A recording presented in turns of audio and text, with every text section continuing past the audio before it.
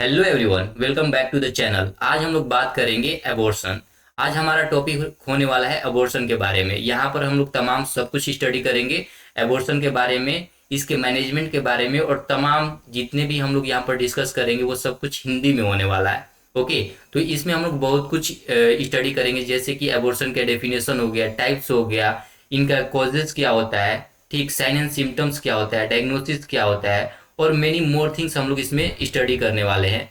ये जो टॉपिक है वो आपका 7 सेमेस्टर का होने वाला है और ये आपका थर्ड लेक्चर है। क्लियर? इससे पहले भी 2 लेक्चर अपलोड हो चुके हैं। ठीक, अगर आपको स्टडी करना हो तो आप प्लेलिस्ट में जाकर देख सकते हो, वहां से स्टडी कर सकते हो। और अगर आपको इसका पीडीएफ चाहिए हो तो उसके लिए आप मुझे कंसल्ट कर सकते हो, आपको इसका पीडीएफ प्रोवाइड करा दिया जाएगा।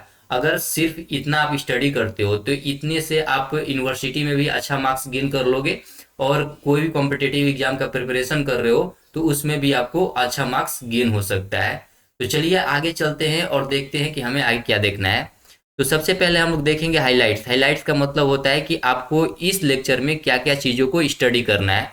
तो इसमें हम लोग स्टडी करेंगे definition of abortion, types of abortion क्या होते हैं, एमटीपी एक्ट क्या होता है जो कि 1971 में आया था, कॉजेज ऑफ एबॉर्शन क्या होते हैं, साइन एंड सिम्टम्स क्या होता है, डायग्नोसिस क्या होता है, इसका मैनेजमेंट क्या होता है, कॉम्प्लिकेशंस क्या होते हैं, और नर्सिंग मैनेजमेंट कैसे किया जाता है। ये तमाम सारे पॉइंट्स को हम लोग इसमें कवर करने वाले हैं। आगे चलते हैं। तो सबसे पहले हम लोग इसमें देखेंगे डेफिनेशन। डेफिनेशन को 3 पॉइंट से यहाँ एक्सप्लेन किया गया है। ओके, और नीचे आपको इसका हिंदी भी दिया गया है ताकि आपको बेस मजबूत बन सके। ठीक, अगर हिंदी और इंग्लिश दोनों को कंबाइन करके स्टडी करते हो तो आपका जो स्टार्टिंग फेज है वो स्ट्रॉन्ग बन सकता है। तो देखो, पहला पॉइंट है abortion is the termination of pregnancy before the age of viability, that means before the foetus can survive outside the uterus. Okay, तो यहाँ पर ये बोला जा रहा है कि एबॉर्शन क्या होता है। एबॉर्शन मतलब होता है टर्मिनेशन ऑफ प्रेगनेंसी, प्रेगनेंसी को रोकने का एक प्रोसेस होता है। ठीक, अगर फीटस यूट्रस से बाहर नहीं आया उससे पहले ही टर्मिनेट कर देना प्रेगनेंसी को, उसी को हम लोग बोलते हैं abortion. In India the age of viability equal to 28 weeks, means 7 month होता है, 7 मंथ ऑफ द जेस्टेशन होता है, और फीटस का वेट 1000 ग्राम से अगर कम है तो हम लोग यहाँ पर एबॉर्ट करा सकते हैं। WHO defined abortion as expulsion of the product of the conception before 20 weeks और foetus less than 500 gram. WHO define करता है एबॉर्शन को एज एक्सपल्जन ऑफ प्रोडक्ट, जो भी प्रोडक्ट होते हैं प्रेगनेंसी में, जितने भी प्रोडक्ट्स होते हैं, फीटस का मटेरियल होता है, वेस्ट मटेरियल होता है, उससे बाहर निकालने के प्रोसेस को हम लोग बोलते हैं एक्सपल्जन। ठीक, और उस समय 20 वीक से पहले अगर आप उसे अबॉर्ट करवा रहे हो तो ये WHO उसे क्या बोलता है कि सही मानता है। और उसमें क्या होता है कि फीटस का वेट 500 ग्राम से कम होना चाहिए। देखो, यहाँ पर हिंदी में भी दिया गया है कि एबॉर्शन का मतलब प्रेगनेंसी को 20 वीक मतलब कि 7 महीने से पहले या फीटस 1000 ग्राम से कम होने पर एंड करने के प्रोसेस को हम लोग क्या बोलते हैं, एबॉर्शन बोलते हैं। WHO कहता है 20 वीक या 500 ग्राम से कम फीटस का एक्सपल्जन को हम लोग एबॉर्शन कहते हैं। तो आई होप कि आपको डेफिनेशन क्लियर होगा कि एबॉर्शन का मतलब क्या होता है। आगे हम लोग चलते हैं। आगे हम लोग स्टडी करेंगे types of abortion. Abortion normally 2 type का होता है। पहला होता है नेचुरल एबॉर्शन, जिसे कि स्पॉन्टेनियस भी बोलते हैं, और दूसरा होता है इंड्यूस्ड एबॉर्शन, जिसे हम लोग मेडिकल और सर्जिकल एबॉर्शन भी बोला जाता है। तो नेचुरल एबॉर्शन के भी 6 टाइप होते हैं, जैसे कि थ्रेटेंड एबॉर्शन होता है, इनएविटेबल एबॉर्शन होता है, इनकम्प्लीट एबॉर्शन होता है, कंप्लीट एबॉर्शन होता है, मिस्ड एबॉर्शन होता है, और सेप्टिक एबॉर्शन होता है। तो ये तमाम जितने भी टाइप्स हैं ये आपका नेचुरल एबॉर्शन के टाइप है। सेकेंड है आपका इंड्यूस्ड एबॉर्शन। इसके भी 4 टाइप यहाँ लिखे हुए हैं। थेराप्यूटिक एबॉर्शन होता है, यूजेनिक एबॉर्शन होता है, सोशल एबॉर्शन होता है, और फोर्थ क्या होता है, सेक्स सिलेक्टिव एबॉर्शन, जिसे कि इलीगल भी बोला जाता है। तो हम लोग 1 बाय 1 सबके बारे में 2-2 लाइन स्टडी करेंगे। ओके, तो चलते हैं नेक्स्ट स्लाइड में। तो जो पहला एबॉर्शन होने वाला है वो आपका नेचुरल और स्पॉन्टेनियस एबॉर्शन होने वाला है।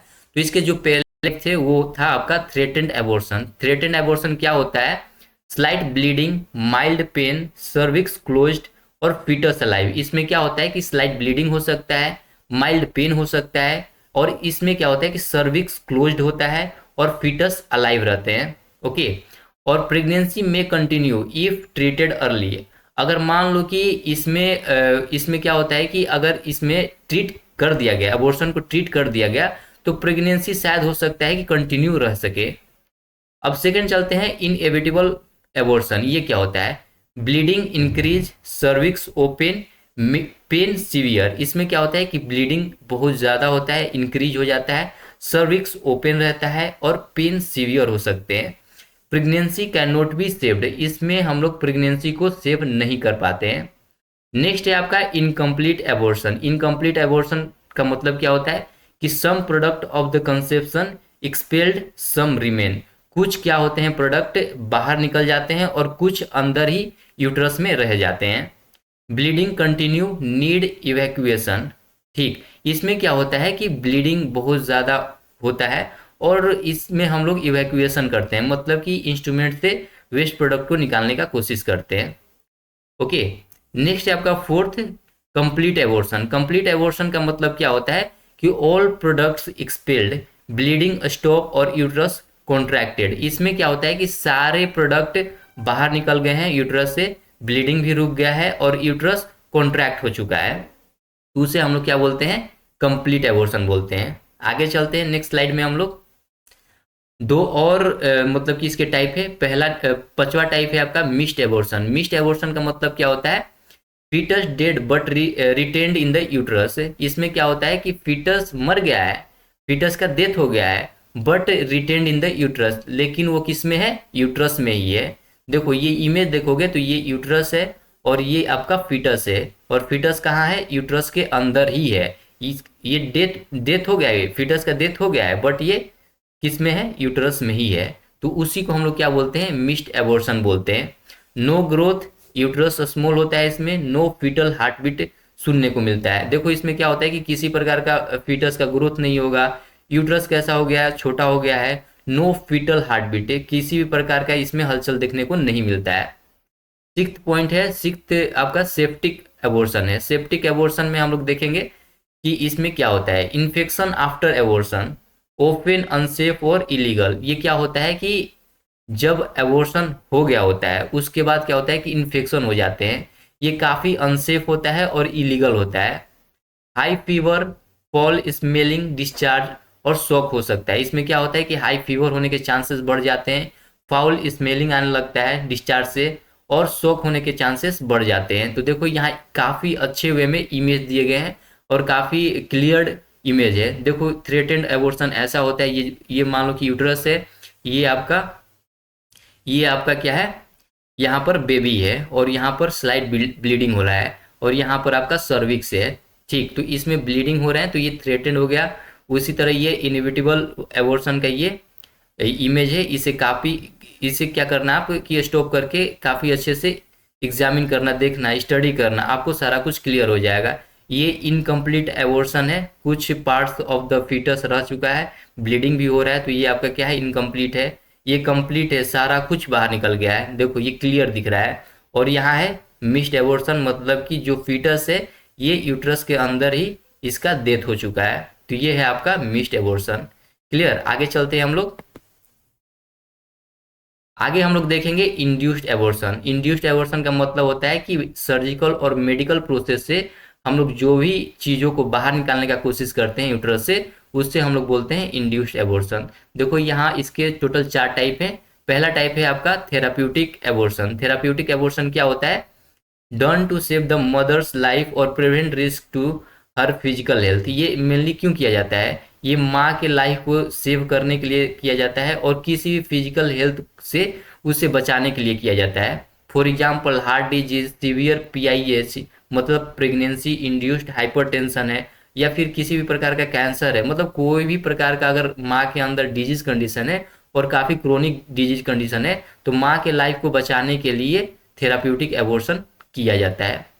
Eugenic abortion. यूजेनिक एबॉर्शन क्या होता है? Done to prevent the birth of the foetus with congenital anomalies. ये क्यों किया जाता है? अगर मान लो कि पहले ही हमें पता चल गया कि फीटस में किसी प्रकार का कंजेनाइटल एनोमलीज है, जैसे डाउन सिंड्रोम हो गया या कोई भी कंजेनाइटल एनोमलीज हो गए, तो अगर हमें पता चल गया तो भी अगर पेरेंट्स चाहते हैं तो ये प्रोसेस करा सकते हैं, तो उसी को हम लोग बोलते हैं यूजेनिक एबॉर्शन। थर्ड है आपका सोशल एबॉर्शन। सोशल एबॉर्शन क्या होता है? Done for the social reason, for example pregnancy due to the rape और कॉन्ट्रासेप्टिव फेलियर। इसमें ये क्यों किया जाता है? अगर मान लो कि किसी भी कारणवश या कोई भी सोशल रीजन की वजह से, जैसे कि मान लो कि रेप की वजह से फीमेल प्रेग्नेंट हो गई या कॉन्ट्रासेप्टिव फेलियर हो गया, तो उसके वजह से अगर फीमेल प्रेग्नेंट हो गई तो सोशल एबॉर्शन कराया जाता है। सेक्स सेलेक्टिव एबॉर्शन जो कि इलीगल होता है, abortion done based on the foetal sex, clear, और ये पनिशेबल होता है अंडर पीसीपी एनडीटी एक्ट के थ्रू। आई होप कि इतना आपको क्लियर होगा। आगे चलते हैं हम लोग। आगे हम लोग स्टडी करेंगे एमटीपी एक्ट क्या होता है, जो कि 1971 में आया था इंडिया में, क्लियर। तो एमटीपी का मतलब होता है medical termination of pregnancy. Okay, देखो पहला पॉइंट है legal up to 24 week of pregnancy age पर 2021 अमेंडमेंट।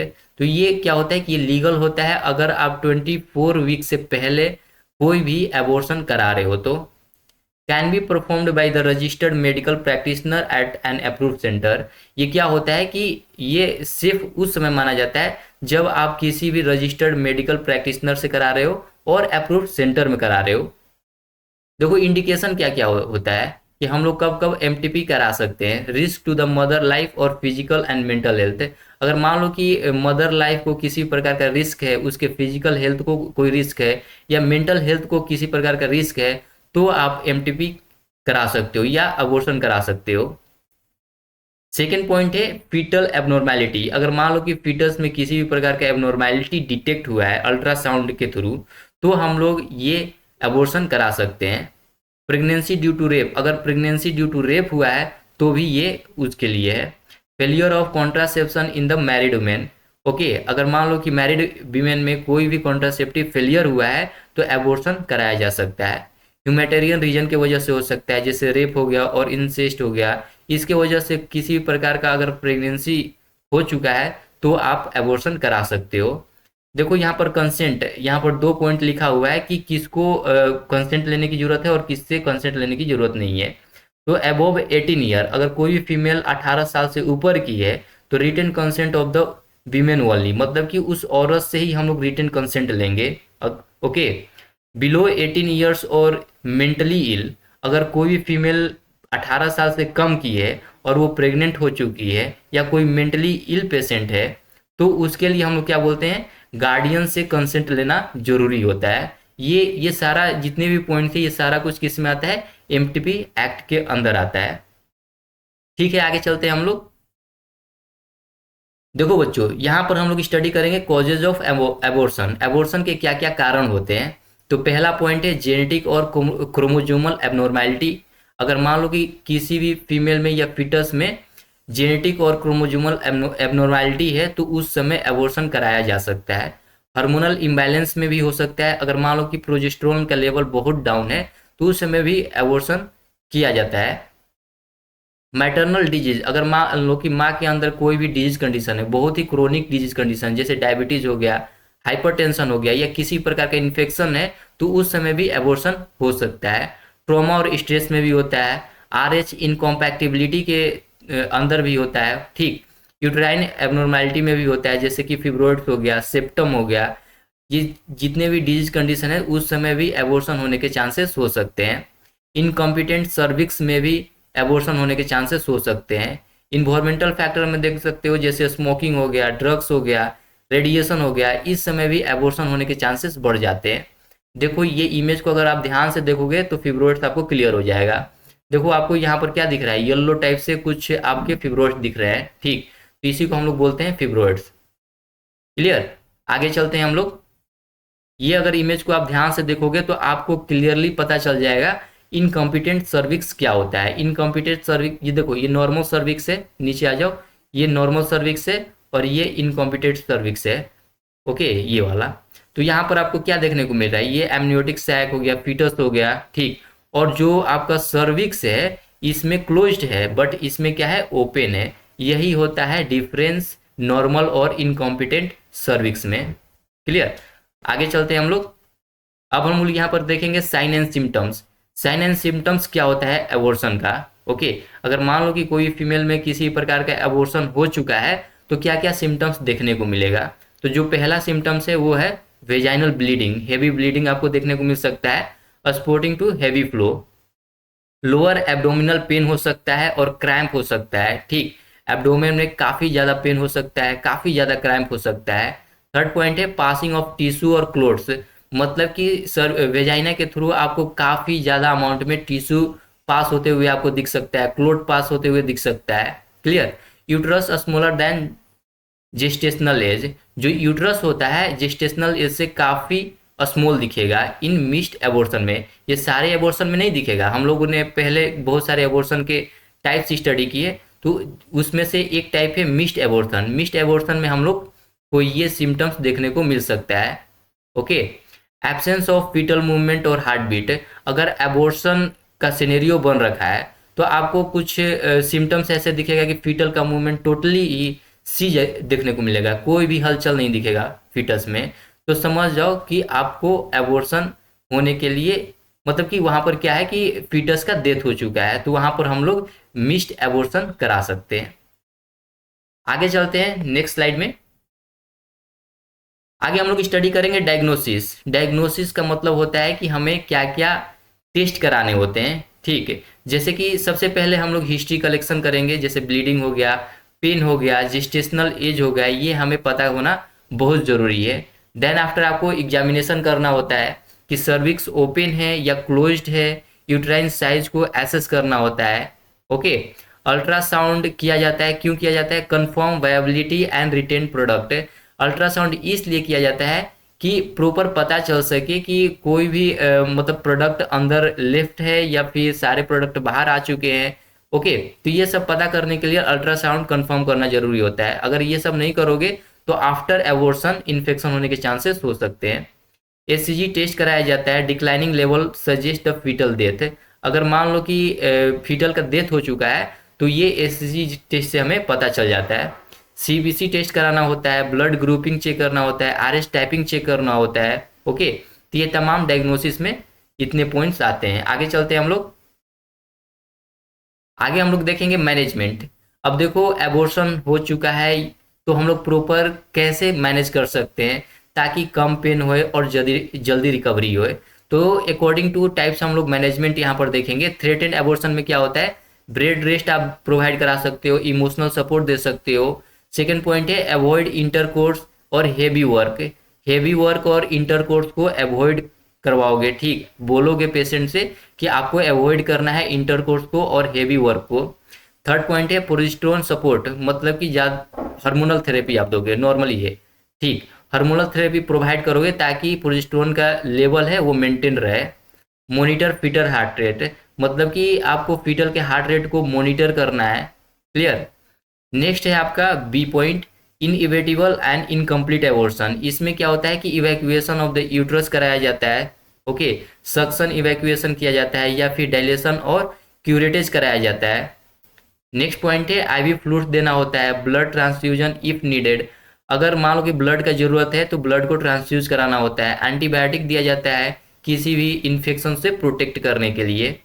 तो ये इमेज अगर आप देख रहे हो तो ये इमेज किसका है? डायलेटेशन और क्यूरेटेज का है। यहाँ पर क्या किया जा रहा है कि जो भी प्रोडक्ट है उसे बाहर निकाला जा रहा है, ठीक, इवैक्यूएट किया जा रहा है। नेक्स्ट स्लाइड में चलते हैं हम लोग। आगे हम लोग देखेंगे मिस्ड एबॉर्शन को कैसे मैनेज किया जाता है। Medical induction with the misoprostol और मिफप्रिस्टोन, ये जो टैबलेट है इसके थ्रू हम लोग क्या कर सकते हैं? मिस्ड एबॉर्शन को कंट्रोल किया जा सकता है। सर्जिकल इवैक्यूएशन इफ रिक्वायर्ड, अगर मान लो कि सर्जिकल इवैक्यूएशन करने की जरूरत पड़ रहा है तो आप सर्जिकल इवैक्यूएशन भी कर सकते हो, अगर रिक्वायर्ड है तो ही कर सकते हो। नेक्स्ट पॉइंट है सेप्टिक एबॉर्शन। सेप्टिक एबॉर्शन में हम लोग कैसे मैनेज करते हैं?